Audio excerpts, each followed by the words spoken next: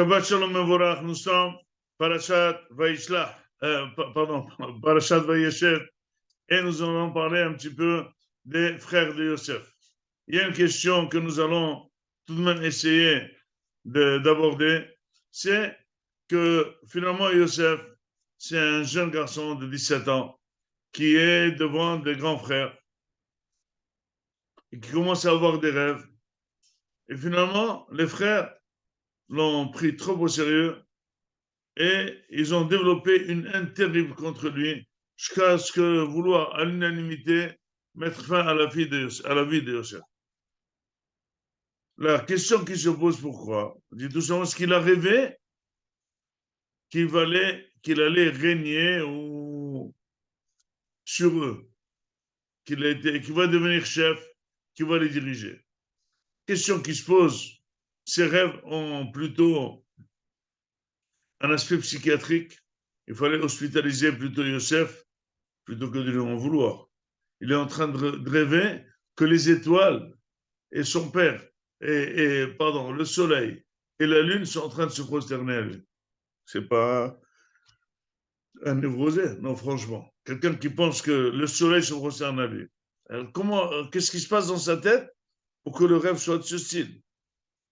Après, il est en train de rêver que dans les champs, tous les tas de blé se prosternent à son tas de blé. Quel sens donner? Les frères l'ont pris trop au sérieux. Ils auraient pu le dénigrer. C'est des rêves. Il n'a raconté que des rêves. Comprenez ça au sérieux. Quand vous devez pas une haine, comment il va être sur vous? Vous êtes plus âgé, plus fort, plus vacciné. La question est comment ils ont été tout de suite emportés. Comment la raison n'a pas n'a pas régné et dire attends, qu'est-ce qui se passe? Il n'a rien dit, c'est pas grave. Pourquoi paniquer? Il ne fait que rêver. C'est un malade de la tête, c'est tout. Pourquoi le prendre au sérieux et développer cette haine? Eh bien, tout simplement, il faut savoir quelque chose. Que les enfants de Yaakov Avinu, toute la partie de Léa et des Shfahot, ils ont grandi avec une mère en crise. Léa, c'était une femme souffrante. Elle avait toujours un manque d'amour de son mari. Elle savait pertinemment que son mari ne la préfère pas de prime abord. Et chaque fois, elle a fait des prières et des prières pour avoir des enfants, pour lier son mari à elle. Jusqu'à arriver à mettre une étiquette sur chaque enfant, sa souffrance. Réhouven, Hachem a vu ma pauvreté. Shimon, Hachem m'a vu que je suis détesté par mon mari. Lévi, maintenant, mon mari va s'approcher de moi. Maintenant, je remercie Akadosh Baruch Hu parce que maintenant, j'ai fait à mon mari 4 enfants. Zvulun, Ata Isbereni Ishi. Sachar, yes Sachar. Je n'ai pas compris. Pourquoi on marquerait ce qui se passe dans le cœur de Léa, ses sentiments, est-ce que son mari l'aime ou ne pas l'aimer, à 120 ans? Toute la vie, on appellera Réhouven parce que sa mère n'était pas très aimée.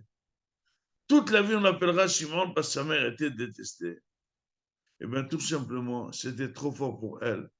Finalement, le cadeau qu'elle a reçu, Léa, c'était un cadeau empoisonné. Accepter qu'elle soit la femme d'un mari qui ne l'aime pas, c'est du poison. C'est la mort. Ces enfants de Léa et des Shfarad, ils ont grandi dans ce sentiment que la mère n'est pas aimée et donc finalement ils avaient des sensations d'infériorité. Ils n'étaient pas bien dans leur peau. Les enfants d'une femme qui n'est pas aimée, ils n'ont pas confiance en eux-mêmes, ils ont le sentiment d'être le complexe d'infériorité. Eh bien, c'est des souffrants. C'est des souffrants. Yosef, c'est le fils d'une femme aimée. c'est le fils d'une femme considérée, c'est le fils d'une femme qui a une très bonne position dans le foyer. Il était très fort, très sain, très courageux, très volontiers. Il n'avait pas peur. Vous savez quelle force et quelle assurance il devait avoir pour convaincre Pharaon de son rêve. Non, mais franchement, il n'a pas eu peur ni de prononcer le nom d'Hachem, ni rien du tout. Et c'est justement cette assurance qui lui a valu le royaume. Il a vu que c'est quelqu'un de très fort. Ni cassé, ni emprisonné 10 ans, ni rien du tout. Pas du tout. En prison lui-même, il était très, très, très fort. Les enfants d'un couple où il y a l'amour qui règne, la considération, le kavod, c'est des enfants qui sont très réussis. C'est des enfants qui ont le pas de l'avant. C'est des enfants qui ont les envies de réussir comme les parents, encore mieux. C'est des enfants qui sont sûrs d'eux-mêmes. C'est des enfants qui ne sont pas peureux. C'est des enfants qui sont très bien dans leur peau. C'est des enfants qui dorment bien, qui veulent vivre, qui peuvent être contents, très équilibrés.